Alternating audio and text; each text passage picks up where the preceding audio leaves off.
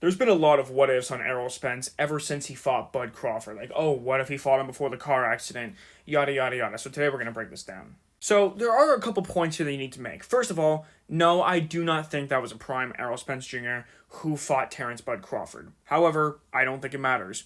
I don't think that there's any version of Errol Spence that beats Bud Crawford. I think that Crawford's ring IQ and power are just simply too much for someone like Errol Spence. What I will say is, on the night of the fight, Spence looked a lot slower than usual. Like, if you go back and watch, like, when he won his title, like, yeah, this guy was a lot faster back then, had much sharper defense, much better reflexes, he hit harder, you can just tell that he was more in the game. Now, I'm not saying he was bad after the car accident, but his punches clearly had a lot less power than he did before his car crash, and he had a lot less speed, his defense was just a lot worse, he just got absolutely battered. Now, again, I don't think it would have mattered. However, I think the difference would have been it would have been more competitive and probably would have went to a decision. It's not that Spence necessarily fought different against Bud than he usually did. It's just how he was doing it was a lot less effective because he had a lot less power, he had a lot less speed, a lot worse defense, a lot worse reflexes, a lot worse everything. But like I said, it doesn't matter which version of Bud you put in there with Errol Spence, he's going to win. You could take the Terrence Crawford that fought Ricky Burns way back in the day,